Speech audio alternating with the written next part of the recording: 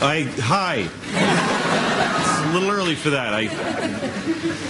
Well, thank you very much for being here. This is the 40th year of this show's existence, and this is the finale, so I'm very honored, honestly, to be asked to host it. So thanks, and I'm glad you guys are here. Yeah, it's fine. Anyway, I was born in 1967, and so I grew up in the 70s. So I'm not racist.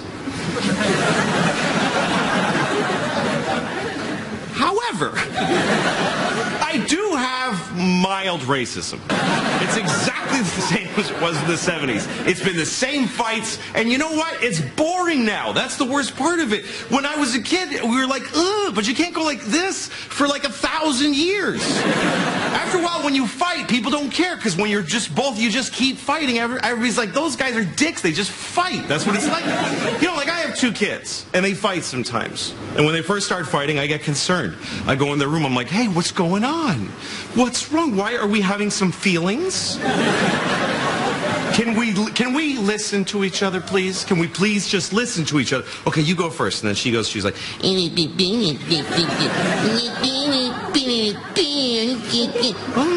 that sounds hard. Okay, thank you. Okay, now you. Because I like this one a little more, so that's why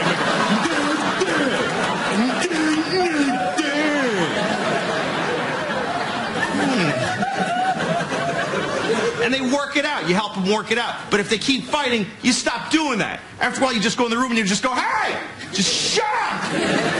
Both of you, you're both wrong. Because he won't stop fighting. You're in a family. There's other people in this family, and you're being a couple of selfish little bitches that won't fix anything. You share a room. We can't afford another room, so just deal with it. Somehow this has to do with Israel and Palestine. I don't know exactly. I don't remember how. It is because my kids are like Israel and Palestine. And I'm like America.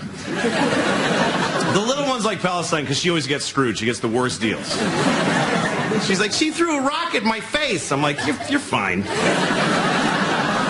Look, you have a great life. You get to take a rock to the face once in a while. You're fine. I'll work it out, you and me, okay? We'll go out. I'll buy you a really cool missile, and you do whatever you do with it. It's totally up to you.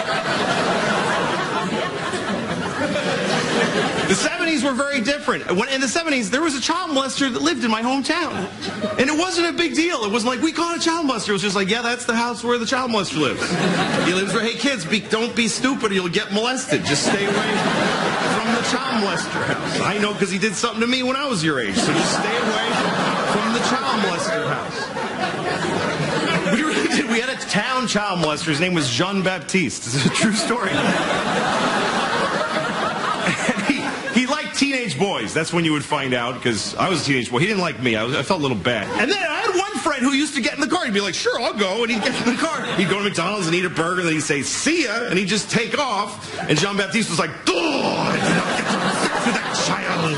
And he foiled again. But he'd always try. Maybe this time.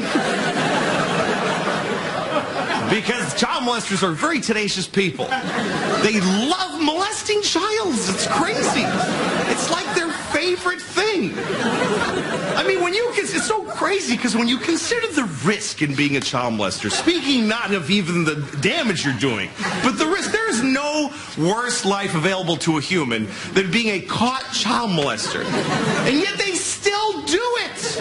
Which you can only really surmise that it must be really good. I mean, from their point of view, not ours, but from their point of view, it must be amazing for them to risk so much.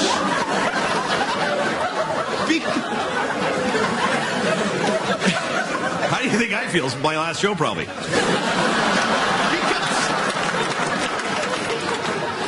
Look, I can't key into it because I love Mounds bars. I love Mounds bars. It's my favorite thing, right? But there's a limit. I mean, I can't even eat a Mounds bar and do something else at the same time. That's how much I love them. Like, if I'm eating a Mounds bar, I can't read the paper like, I have to just sit there with it in my mouth and go, why is this so good? I love this so much.